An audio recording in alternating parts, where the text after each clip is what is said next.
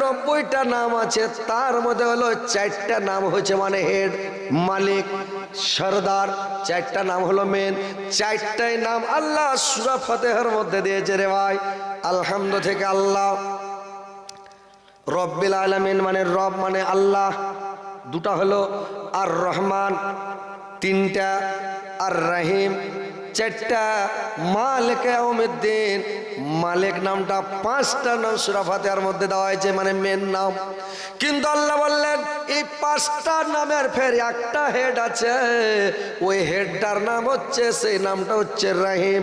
আল্লাহ পৃথিবীতে সমস্ত মানুষের উপরে রহমান, সবকে খেতে দিবে, চুরি করলো খেতে দিবে, ডাকাতি করলো খেতে দিবে, বেঈমানি করলো খেতে দিবে, নামাজ পড়লেও খেতে দিবে, না পড়লেও খেতে দিবে। পৃথিবীতে আল্লাহ সবাইকে রুজি দিবে রে ভাই। কিন্তু কিয়ামতের দিন শুধুমাত্র আল্লাহর রহিম হয়ে বসবেন মুমিন, মুত্তাকি, পরহেজগার, ইমানদারের জন্য আল্লাহ কিয়ামতের দিন রহিম হয়ে বসে যাবে। বুঝতে পারছেন তো? রহিম নামটা সমস্ত নামের হেড। সূরা বাকারার হেড হলো, সূরা বাকারার হেড হলো আয়াতুল কুরসি। আর আয়াতুল কুরসির ফের হেড আছে জানেন? আয়াতুল কুরসির হেড হলো ওয়াল হাইয়ুল কাইয়ুম। আয়াতুল কুরসির হেড হলো ওয়াল হাইয়ুল কাইয়ুম। এটা হচ্ছে আয়াতুল কুরসির হেড রে ভাই। মেন হলো ওর মা হলো, হেড হলো মানে হাইয়ুল কাইয়ুম। তো প্রত্যেক জিনিসের জান্নাতের মা আছে, জাহান্নামের মা আছে, আসমানের মা, জমিনের মা। যদি বলি সূরা ফাতিহার কথা বললে গোটা রাত শেষ হয়ে যাবে, কিন্তু তার মানে গুণ বর্ণনা করা যাবে না। মানে এত আল্লাহ লম্বা চওড়া মানে হাদিস বর্ণনা করেছেন। ভাইরে আমার কথা হচ্ছে, কথাগুলো ধ্যান দিয়ে শুনেন যে আয়াতুল কুরসিটা আপনারা রাত্রে, মা বোনেরা, ভাইরা আমার, বাপজিরা, রাত্রে বিছানায় শোয়ার সময় মানে 3 বার পড়ে নেবেন।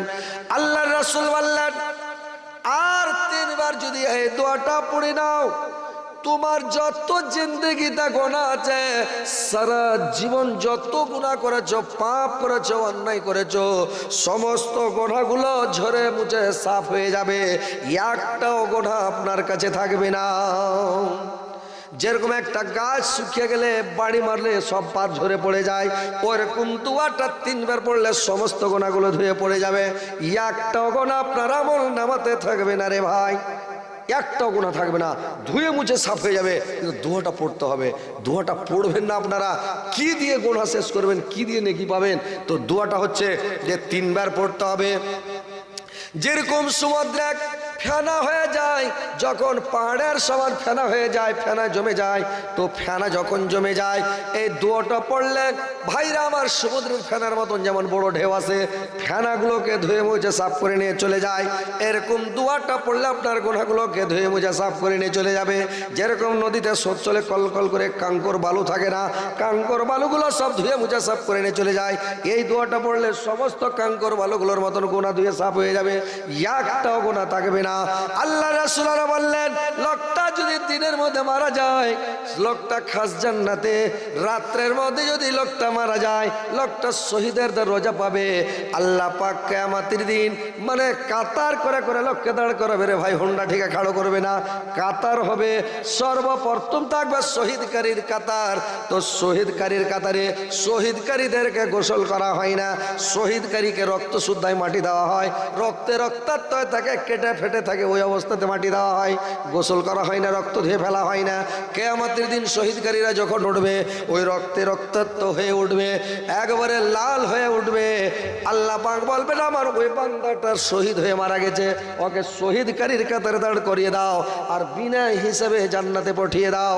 লোকটাকে বলবে কাতারে খাড়া হও। এই দোয়াটা যদি বিছানে ঘুমাবার সময়, শোয়ার সময় যদি 3 বার পড়েলেন ভাই, কত নেকি দোয়াটার। কিন্তু পড়ছেন কি জানেন না যে এত নেকি, এত সওয়াব জানেন না, কোথা থেকে করবেন বলেন? দোয়াটা হলো ভাইরে আমার, দোয়াটা বলবো শুনবেন? সবাই বলেন আমার সাথে সাথে, আস্তাগফিরুল্লাহাল্লাযী লা ইলাহা ইল্লা হুয়াল হাইয়ুল কাইয়ুম ওয়া আতুবু ইলাইহি। আস্তাগফিরুল্লাহাল্লাযী লা ইলাহা ইল্লা হুয়াল হাইয়ুল কাইয়ুম ওয়া আতুবু ইলাইহি। এই দোয়াটা 3 বার যদি বিছানায় শোয়ার সময় পড়লেন, আপনার জীবনে যতগুলো গুনাহ আছে কিছুই থাকবে না, সব শেষ হয়ে যাবে ভাই। বুঝতে পারলেন? তো গুনাহ মাফ করার দোয়া আছে রে ভাই। আপনারা মাফ করার দোয়া জানেন না, কোন সময় দোয়া কবুল হয় এটাও জানেন না, কোন দোয়াতে কতখানি নেকি পাওয়া যায় এটাও জানেন না। যেমন আজান যখন দেওয়া হয় তো আজানের লাস্টে একটা দোয়া বলতে হয়, আশহাদু আল্লা ইলাহা ইল্লাল্লাহু ওয়াহদাহু লা শারীকা লাহু লাহুল মুলকু ওয়া লাহুল হামদু ওয়া হুয়া আলা কুল্লি শাইইন কাদির রাজিতু বিল্লাহি রাব্বা ওয়া বিমুহাম্মাদির রাসূলান ওয়া বিল ইসলামি দীন। আপনার জীবনে যত গুনাহ আছে সমস্ত আল্লাহ পাক মাফ করে দেবেন, একটাও গুনাহ থাকবে না। এই দোয়াটা যদি পড়েন তো ভাইরা আমার, বন্ধুরা আমার, নেকিগুলো কামাতে শিখেন, নেকিগুলো করতে শিখেন। মুলবির কাছে যান, মাওলানার কাছে যান, আলেমের কাছে বসেন, আলেমের সাথে দোস্তি করেন, মুলবিকে ভালোবাসেন। নবী রাসূল পৃথিবীতে আর আসবে না ভাই। আমরাই আলেম সমাজ হচ্ছি ওয়ারাসাতুল আম্বিয়া।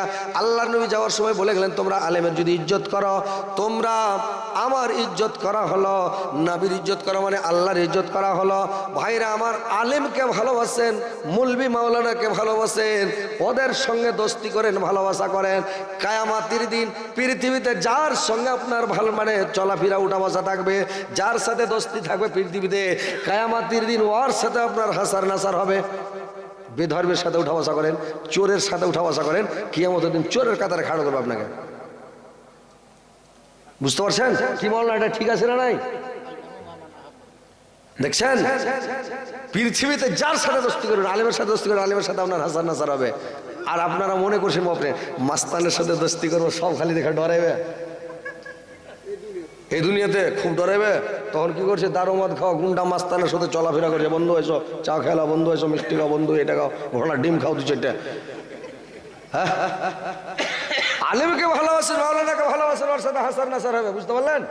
এরা আলেমকে ভালোবাসবে না, পৃথিবীতে মানুষ গুন্ডা পান্ডা মাস্তানকে ভালোবাসছে। কথা হচ্ছে ভাই, দেখেন পৃথিবীতে চলতে শিখেন, নেকি কামান, সব কামান। পৃথিবীতে বেশি দিন থাকবেন, এটা স্বপ্ন জগৎ। আজকে আছেন, কালকে নাই, এখন আছেন, এখনই নাই। কার মত কখন হয়ে যাবে, কে কখন মরে যাবে, কার অর্ডার কখন হবে, কে জানে রে ভাই? কেউ জানে? জানে না। তাহলে ভাই নেকিটা কামিয়ে এলেন ভাই, বুড়াতিকালে এবাদত করে কাজ দিবে না ভাই, ইঞ্জিল ডাইরেক্ট হয়ে যাবে। তখন কি করবেন?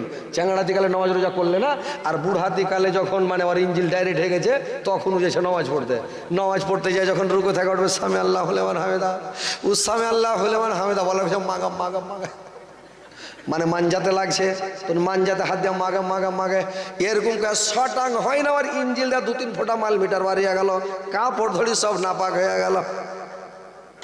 বুড়ো হাতে গেলে নামাজ হবে?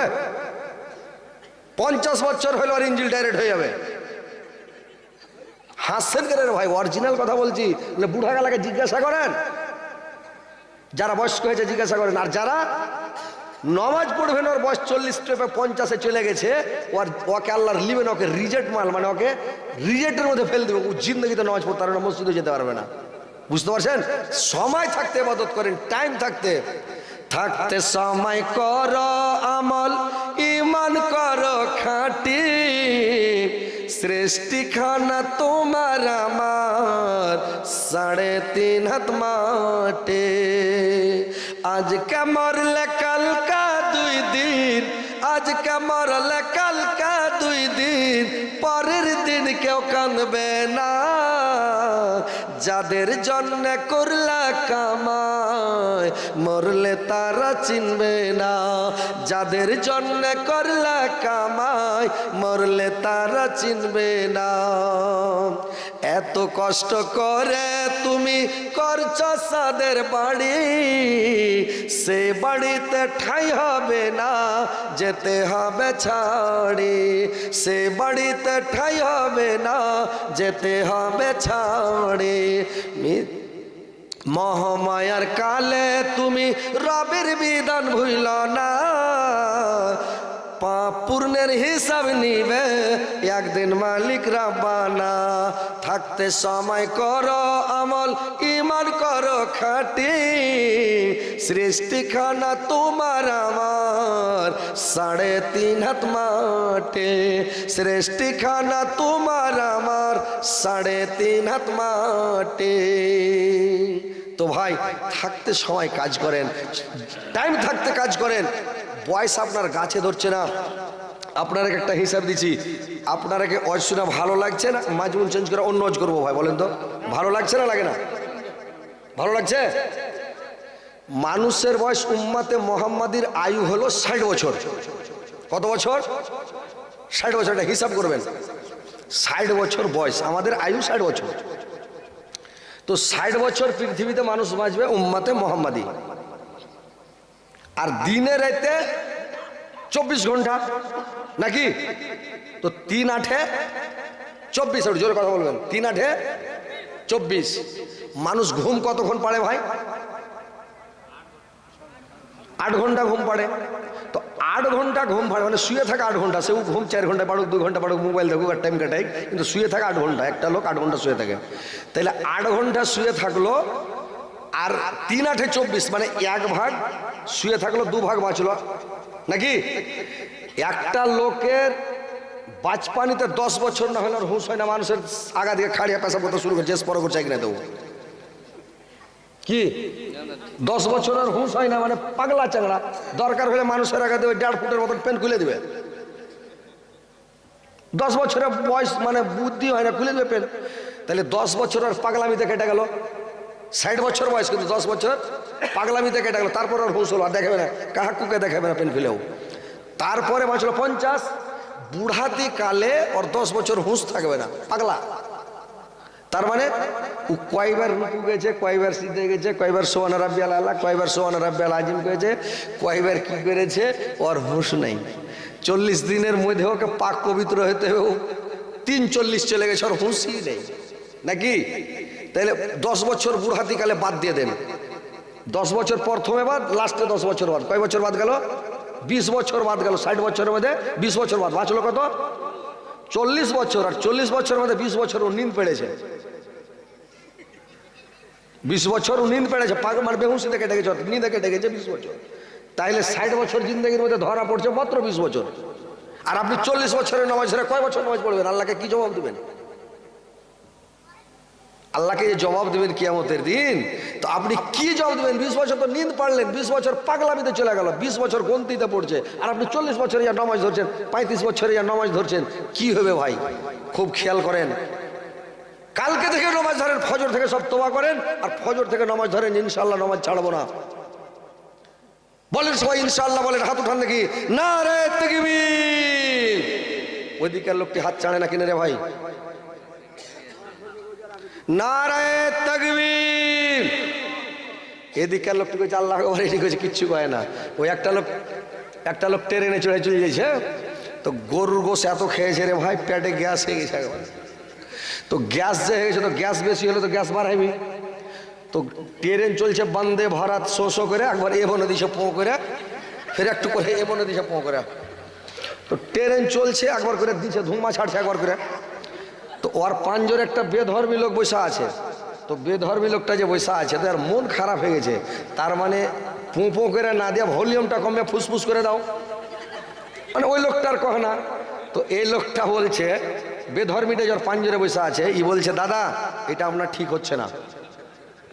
তো হি কিছু কয় না, ফের আর একবার দিয়ে, ফের তখন বলছে, খুব জোরে দিয়েছে, তখন কইছে, দাদা এটা আপনার ঠিক হচ্ছে না। তখন ওই লোকটা কইছে, ঠিক হোক আর নকের থেকে জোরে আমি আর পারবো না। লোকটা লক করেছে, ই খ্যাপা বুঝাইছে যে দাদা ঠিক হচ্ছে না, তার মানে যে তুমি ভলিউমটা কমিয়ে দাও।